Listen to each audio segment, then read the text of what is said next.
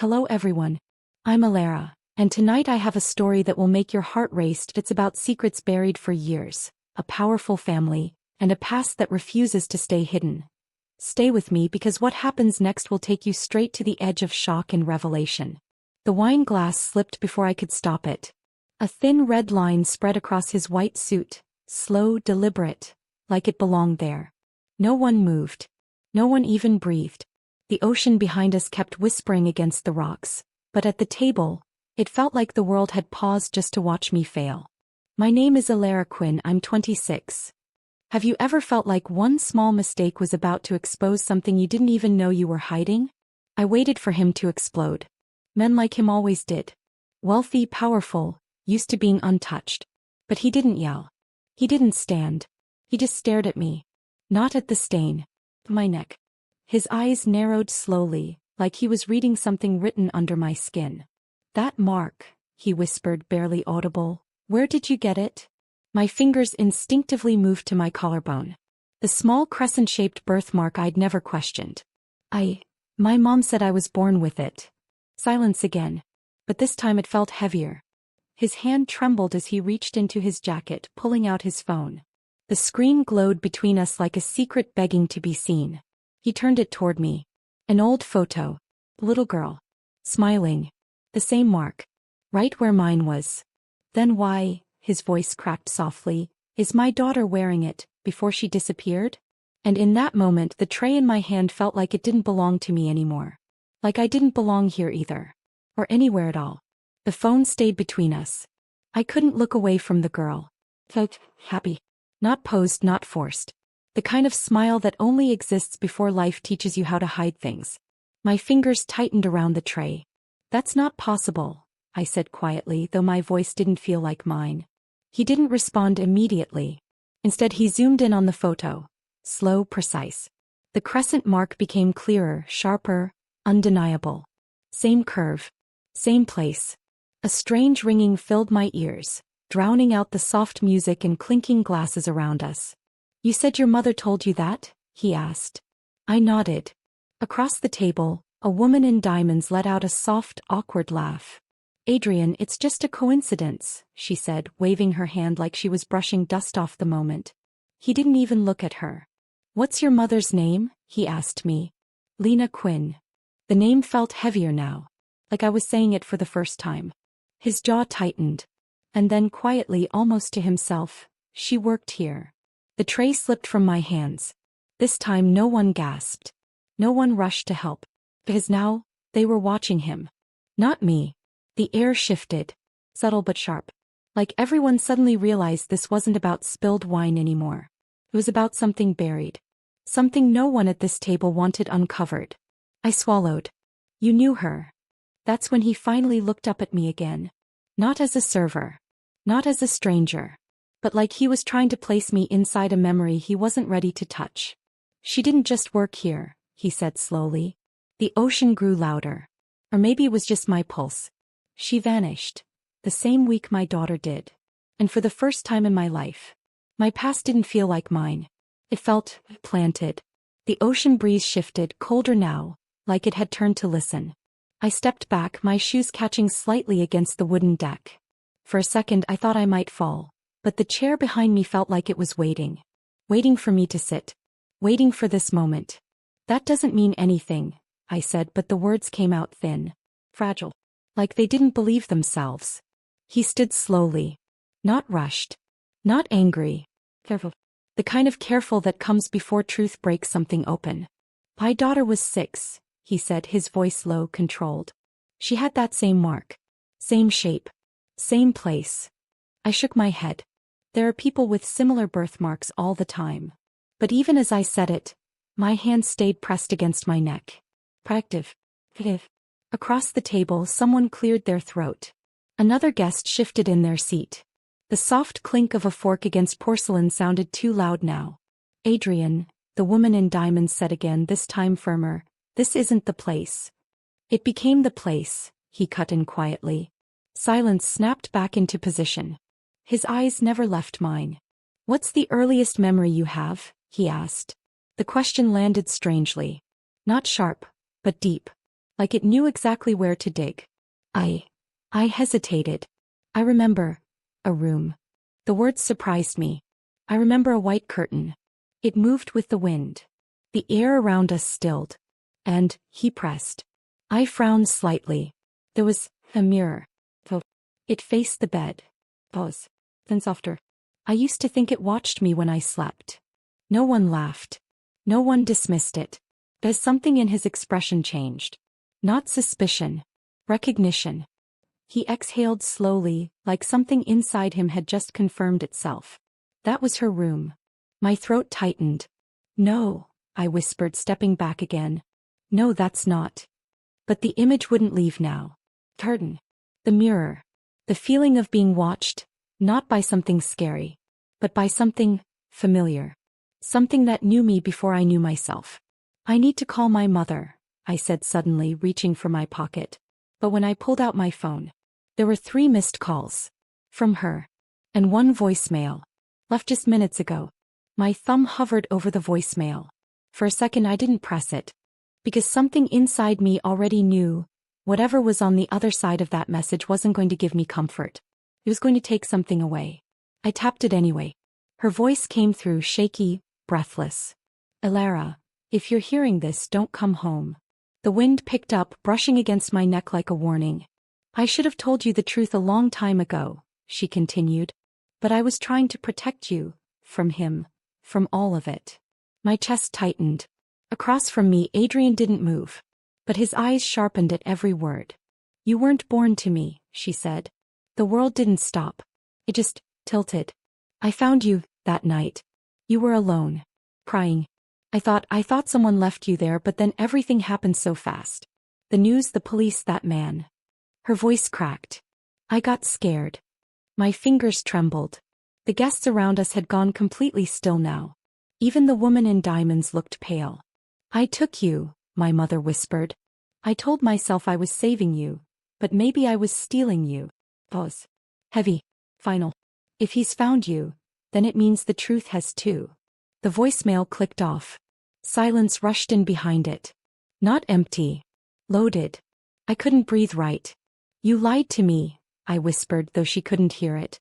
Then slowly, I lifted my head. Adrian was already watching me. Not confused anymore. Not searching. Certain. She took you, he said, voice steady but his hands still trembling. From this island. The same island I had been quietly serving drinks on all night. Like I had returned, without knowing. My grip tightened around my phone. But if she took me, I said slowly, the thought forming against my will, then what really happened to your daughter that night? And for the first time, he didn't answer. No one spoke. Even the ocean felt distant now, like it had stepped back to listen. Adrian looked away first. Just for a second. But it was enough. Enough for something inside me to shift from confusion into something colder. You don't know, do you? I said quietly. He inhaled slowly.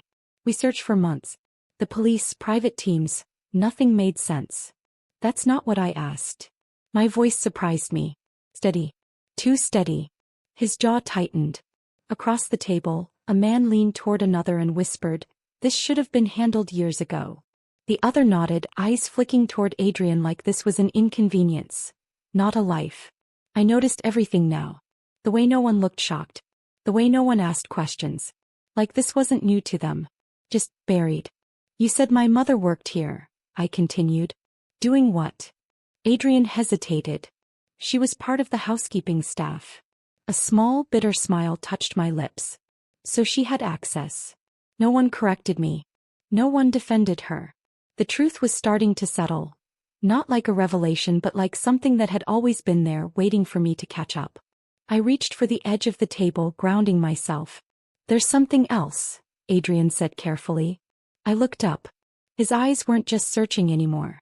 They were warning me. The investigation wasn't clean, he admitted. Evidence went missing. Staff were paid to stay quiet. A soft laugh escaped me. Not amused. Just hollow. Paid by who? No one answered. But the silence this time pointed. Not at my mother. At him. I tilted my head slightly, studying him the way he had studied me. And suddenly, The mark on my neck didn't feel like the only thing connecting us. You didn't lose your daughter, I said softly.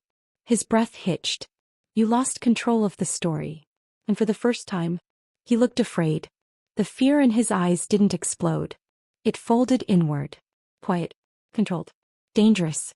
I tried to protect her, Adrian said, his voice low enough that only I could hear now. The guests pretended not to listen. But no one left. No one ever leaves when truth starts bleeding through expensive silence. From what? I asked. He didn't answer right away. Instead he reached into his jacket again, slower this time, and pulled out a thin, worn envelope. The edges were softened like it had been opened too many times. He held it out to me. This was found in her room the night she disappeared. My fingers hesitated, then took it. The paper inside felt fragile. Like it wasn't meant to survive this long. I unfolded it carefully. A child's handwriting. Uneven. Pressed too hard in some places. Daddy said not to tell anyone. The lady in the mirror watches me when I sleep. She says I don't belong here. She says I have another name. My breath caught. The mirror. The same mirror. The one from my memory. I thought it was imagination, Adrian said, his voice tightening. Children, they make things up when they're scared. But I was already shaking my head. No, I whispered. She wasn't making it up. As I remembered it too. Not clearly. Not fully. But enough. The feeling of being watched. Not threatened. Observed. Like someone was waiting for me to understand something I wasn't ready to see. She started saying strange things, he continued. About secrets. About people in the house who weren't supposed to be there. The wind moved again, brushing past us like a warning that had arrived too late. And then your mother showed up, I said slowly. He nodded once. She was new. Quiet. Kept to herself. Pause.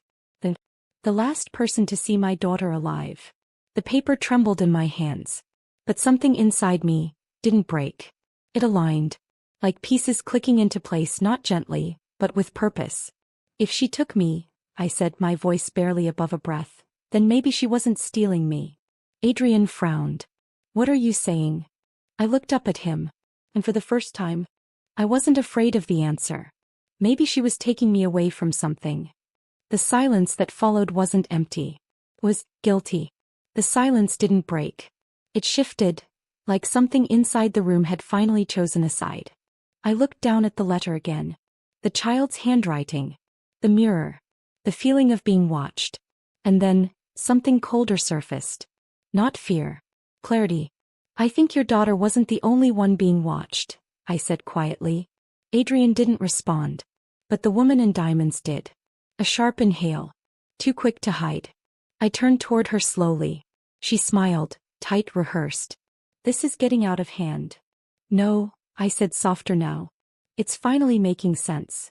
My fingers reached for the thin silver chain resting at my collarbone, the one I'd worn my whole life without thinking. A small pendant hung from it. A mirror. Tiny. Polished. Always warm against my skin.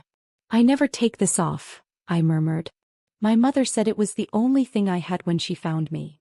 I unclasped it. Set it gently on the table. The metal touched the surface with a quiet, final sound. Adrian leaned closer. His face changed. Not confusion. Recognition. I've seen this before, he said. The woman in diamonds stood abruptly. Enough. Her chair scraped sharply against the floor. But I was already watching her. The way her hand trembled. The way her eyes avoided the pendant. You were in that house too, I said. Not a question. A statement. Her lips parted, but no words came out. Adrian turned to her slowly. Clara. The name hung heavy. I stepped back slightly, the ocean wind pressing against my back like it was holding me steady. You weren't protecting anyone, I continued, my voice calm, almost gentle. You were making sure no one talked. Clara laughed suddenly. Hollow. You think you've figured it out from a necklace and a bedtime story? I tilted my head. No. Then I looked directly at Adrian. I figured it out from the way you never denied it. Silence. Exposing. Clara's smile faded. Adrian. He didn't defend himself. Didn't argue. He just closed his eyes for a brief second. Like he had been waiting for this moment. Longer than anyone else. Say it, I whispered. When he opened them again. They weren't protective. They weren't uncertain. They were tired. It wasn't a disappearance, he said quietly. The air turned heavy. It was a removal. My chest tightened. Of what? I asked. His gaze held mine. Of a truth that couldn't be allowed to grow up. The words didn't hit me all at once. They settled, slowly. Like dust in a room no one had opened in years. A truth, I repeated softly. Adrian nodded, but it wasn't agreement. It was surrender. She wasn't just my daughter, he said. She was proof of something that would have destroyed everything tied to this island. The people, the money, the deals. My fingers curled slightly. And me? I asked. His eyes flickered just once. You were never supposed to exist twice. The sentence hung between us like something unfinished. Clara let out a breath that almost sounded like relief. We fixed it, she said coldly. We made sure the story stayed clean. Clean. I echoed. My gaze dropped to the small mirror pendant resting on the table. For years it had just been an object. Now it felt like a witness. I picked it up slowly. You didn't clean anything, I said. You just buried it where you thought it would never speak. Then I looked at Adrian. You paid people. Silenced them. Let the world believe your daughter vanished. Pause. But she didn't. His throat moved as he swallowed. No, I continued quietly. She grew up. Silence pressed in again, but this time it wasn't suffocating. It was final. I reached into my pocket and placed my phone on the table. A recording screen. Still running. Every word. Every admission. Clara's face drained of color. You planned this, she whispered. I shook my head slightly. No. Then softer. But I'm not the one who needed the truth to come out. I glanced at Adrian. He understood. Because this wasn't revenge built on rage. It was something quieter. Something heavier. I'm not staying, I said. Not dramatic. Not rushed. Just decided. I stepped back, the ocean stretching wide behind me. The same ocean that had carried secrets for years. You can keep your island, I added. Your silence. Your version of the story. A small pause. Then, I'm taking mine. No one stopped me. Not Clara. Not the guests. Not even Adrian. As for the first time, there was nothing left to control. As I walked away, the wind brushed against my neck again. Soft, familiar. Like something that had finally let go. And for the first time in my life, I didn't feel like I was missing something. Felt whole.